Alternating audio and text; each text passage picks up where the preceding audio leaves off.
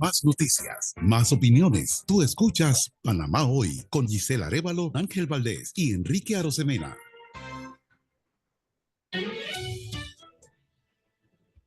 Entrevista de actualidad, Panamá Hoy.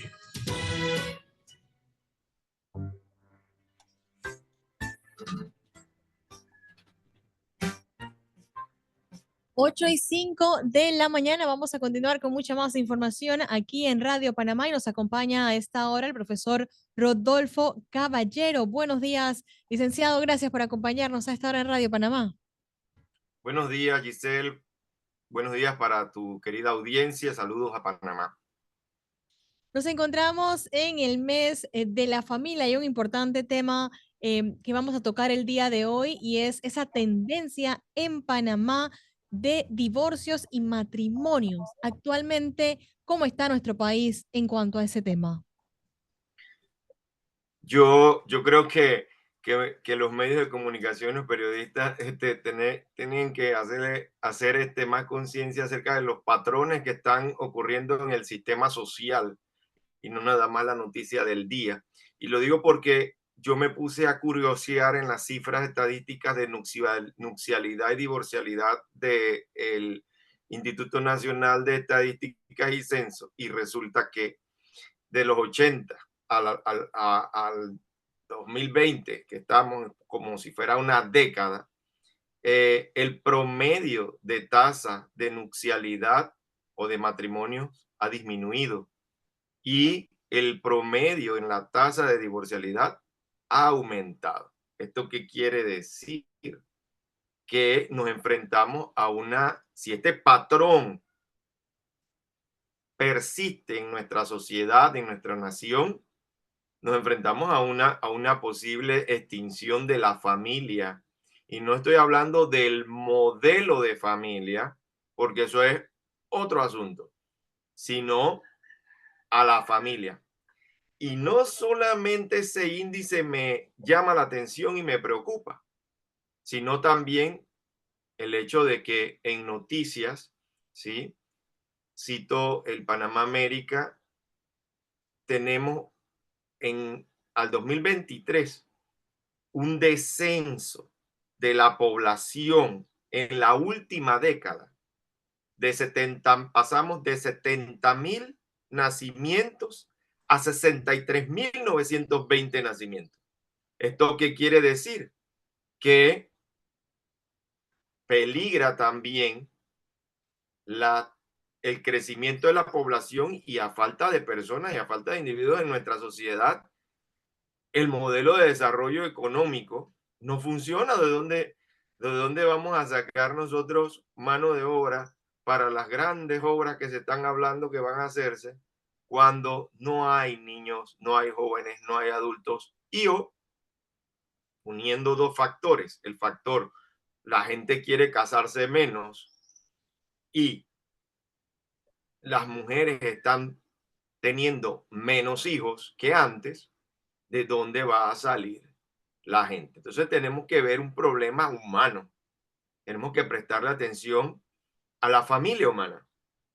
¿Qué está pasando en el panameño? Que en sus tradiciones es tan religioso, espiritual, creyente, pero se está apartando de el matrimonio por un lado y por el otro lado de la fecundidad, de casarse para tener hijos. Hoy las parejas modernas jóvenes dicen: mi hijo es mi perro, mi hijo es mi mascota, mi hijo es mi gato, y no están teniendo hijos. Y esto, si miramos más allá de Panamá a nivel global, también es una tendencia de menos personas que quieren tener hijos y más personas que adoptan mascotas. Aunque también las mascotas, muchos se excusan y dicen: bueno, es que tener un hijo es caro. Oye, pero también tener una mascota es caro. No, tal vez no tanto como tener hijos, pero es caro también. ¿Y qué va a pasar como sociedad dentro de 50 años si esta tasa de nupcialidad se mantiene disminuyendo, la tasa de divorcialidad se mantiene aumentando y el índice de fecundidad sigue disminuyendo en el país. ¿De dónde vamos a sacar gente? Ahora, si bien es cierto, usted menciona obviamente que hay menos matrimonios y esto afectaría, pero en Panamá hay un patrón y hay que reconocerlo. Hay muchas familias que se crean, pero sin tener el matrimonio de por medio. ¿Eso también es algún patrón? ¿Lo han analizado? Sí, claro. Serían las uniones de hecho, las uniones libres. ¿Cuál es el problema? Que el sistema actual de registros, ¿sí? No tiene forma. Acuérdate que los censos son cada 10 años. Si yo quisiera saber si estos 5 años, si estuviéramos mañana en el 2025 y si quisiera medir del 2020 al 2025, si ha aumentado el índice o la cifra de matrimonios de unión libre, no tengo manera, tengo que esperar hasta dentro de 10 años, hasta el 2030. Y el punto crítico aquí es que esta información la necesitan los que toman decisiones a nivel de la política de Estado, de políticas de Estado hacia los derechos de la familia, hacia los derechos de los individuos, hacia los derechos de la sociedad. Entonces, tenemos que mirar hoy la cifra que hay. Y la cifra que hay es alarmante. O sea, del 2020 al 2023, la tasa de nupcialidad está en 2.3 en promedio. En 3 años, la tasa es 2.3. Entonces, y si vemos un síntoma o un indicador que nos pueda decir, bueno, no importa si están casados o no están casados, la pregunta crítica es, ¿hay más niños, nacen más niños? ¿Sí? Y tenemos que preocuparnos porque la respuesta es no, están naciendo menos niños que antes. En una década pasamos de 70,000 a 63,000 y este número va a aumentar probablemente, va a disminuir probablemente, la tasa de fecundidad va a disminuir si no se toman medidas a nivel de promoción de la familia, promoción de la relación de pareja.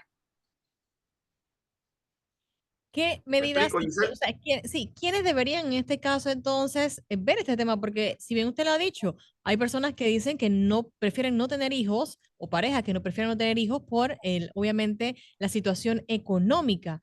Hay varios patrones que se pueden incluir aquí en este tema, en esta disminución que usted ha mencionado. ¿Cómo usted cree que se podría hacer o motivar a las familias que tengan más hijos y muchas de esas familias no tienen casas estables, no tienen un trabajo estable? ¿Cómo se podría trabajar en conjunto para mejorar todos estos puntos y que entonces se pueda promover el tema de la familia y la procreación? Creo que un enfoque integral es importante aquí. Integral es asumir la perspectiva interior de cada individuo y me gusta pensar en que tenemos una crisis interior los seres humanos, una crisis de pobreza multidimensional. Esa multidimensionalidad involucra que a nivel interior el ser humano se encuentra con muchas debilidades a nivel de la salud mental, de la salud espiritual, emocional y social. Primero. Segundo, hay una pobreza exterior y una crisis exterior. Y me refiero entonces al hecho de las oportunidades. No hay empleos de calidad, hay empleos de $600 que hoy yo no sé cómo sobrevive la gente con esos empleos. Y además, el índice de rotación de personal en las empresas es tremendo. Muchas empresas hacen recortes constantes y hay despidos y la gente queda a veces 6 meses, un año sin empleo. Entonces, esta situación debilita más el interior del individuo al sentirse que mayormente estresado, mayormente ansioso, deprimido.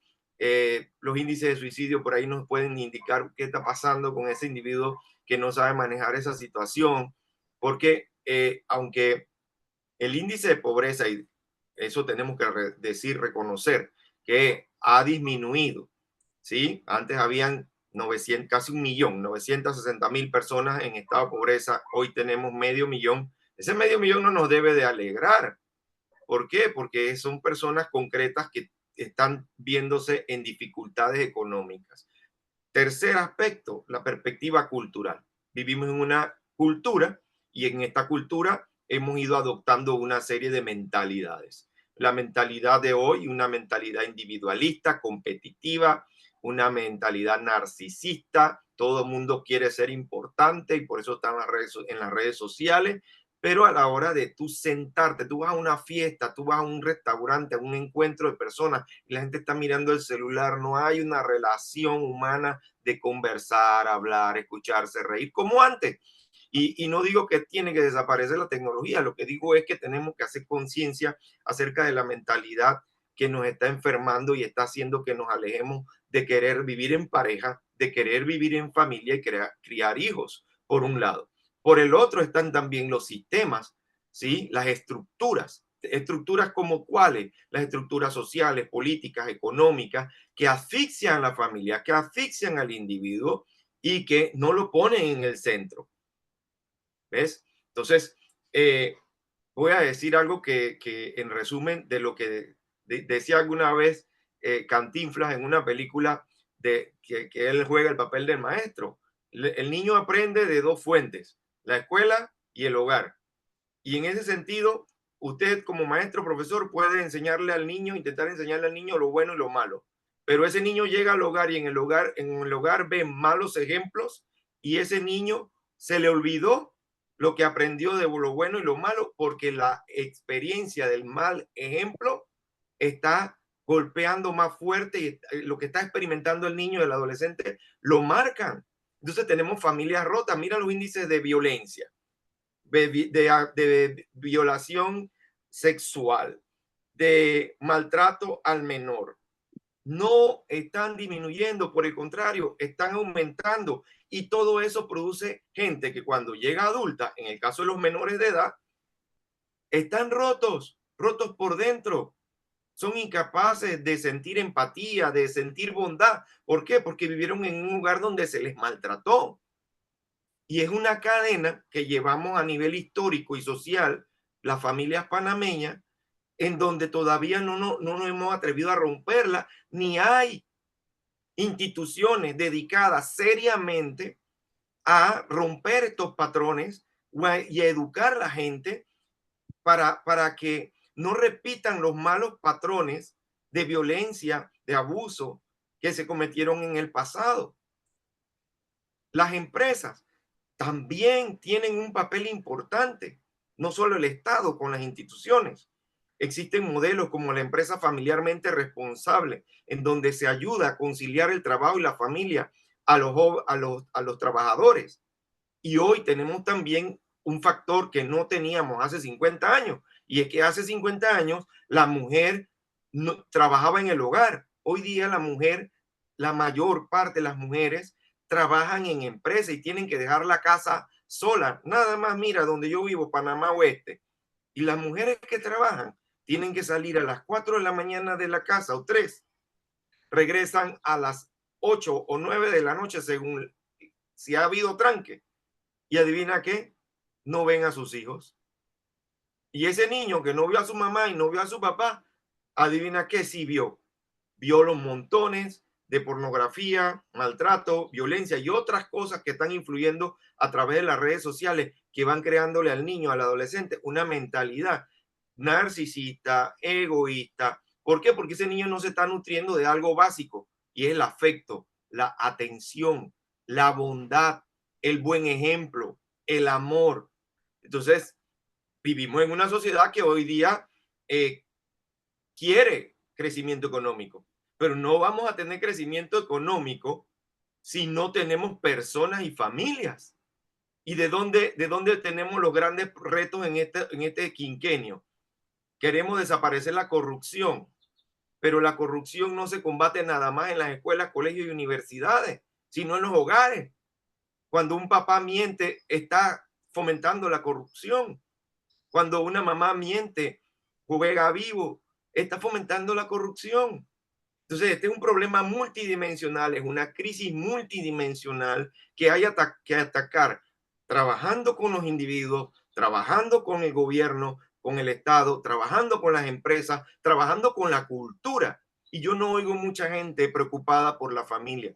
Yo no oigo mucha gente preocupada por los problemas sociales, sino aisladamente. tú oyes a unos hablar de la delincuencia, a otros hablar de la pobreza. Es necesario integrar nuestra mirada al núcleo de la sociedad, a la célula de la sociedad. Y está en la familia. Todos tenemos la responsabilidad de trabajar por la familia, por la pareja, por la paternidad, por la niñez, por la juventud. Porque de lo contrario, en 50 años más, probablemente se va a extinguir la familia. Y esto es preocupante porque sin familias, sin niños, sin jóvenes, ¿cómo puede haber futuro para Panamá? Te pregunto, ¿qué clase de futuro vamos a tener para Panamá si no hay familias, si no hay nuevos nacimientos de niños?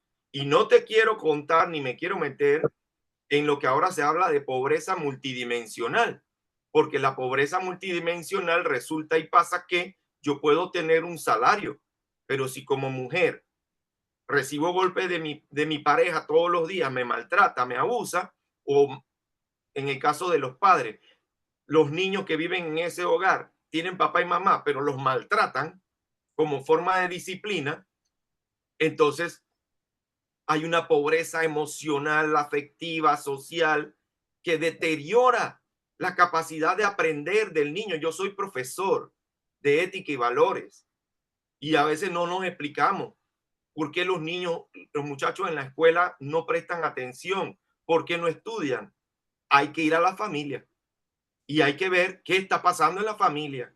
Y cuando vemos y entendemos qué está pasando, entonces decimos, wow, este muchacho es un sobreviviente, porque no tienen papá, no tienen mamá, el papá o la mamá están presos, la mamá trabaja, tenemos un índice de jefas del hogar tremendo. Entonces, ¿quién está criando a los muchachos, a los niños, a los adolescentes? La televisión, el celular, las pantallas, las tablets. O sea, esto es un problema serio, un problema serio. Hablen con educadores para que les cuenten la cantidad de casos de abuso sexual, de violencia, maltrato al menor, de niños abandonados. Miren, la gente es feliz en Panamá cuando comienza la escuela y lo tengo que confesar, yo estoy en el sistema público.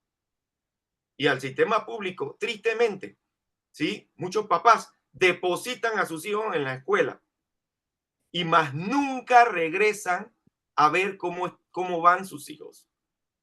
A veces citamos a los padres de familia y el padre de familia no va. Entonces, más trabajo para el Ministerio Público, más trabajo para la Fiscalía de Menores. ¿Por qué? Porque el núcleo, la célula de la sociedad está sufriendo por enormes problemas y no son solamente problemas económicos y de pobreza. Yo acabo de escribir un libro sobre Chiriquí, la chiricanidad, que se llama Joven, la vida, acción, vívela. Y la pobreza que había en Panamá entre 1920 y 1950 era mayor que la que tenemos ahora. El nivel de analfabetismo que teníamos en Panamá entre 1920 y 1950 era mayor que el que tenemos ahora, casi un 70%. Es una cosa grande. Entonces, ¿cómo tú me explicas a mí que hoy, con gente, más cantidad de personas graduándose de universidad, con título universitario, la familia no funciona, la sociedad no funciona? Entonces tenemos una crisis, la gente le gusta llamar crisis de valores. Los valores no son los que están en crisis, estamos en crisis las personas que no tenemos principios ni lo sabemos ejemplarizar para la gente que viene atrás de nosotros, para las generaciones que vienen. Los valores no están en crisis. Decir la verdad, cumplir, ser responsable, ser honesto, ahí está el valor. Lo que faltan son personas comprometidas con ese principio, con ese valor y capaces de ser consecuentes con él. Miren, ahorita acaba de morir el padre Conrado Sanjur, un sacerdote que se puso a todo el mundo en contra por defender la injusticia, la pobreza en este país y caminar al lado de la gente más débil y pobre en este país. Y a mí me comentaron ayer de esto y yo les decía, él tiene una característica que necesitamos como sociedad. ¿Cuál? Su legado es la consecuencia. Él fue consecuente. ¿Qué nos falta hoy? Gente consecuente, gente que realmente viva con los valores, viva dando el ejemplo. ¿Ve? Me quedo con ese análisis. Profesor, muchísimas gracias. Que tenga excelente día. Conversamos el día de hoy con el profesor Rodolfo Caballero haciendo un análisis importantísimo sobre la familia. Muchísimas gracias. Gracias. Gracias a ustedes.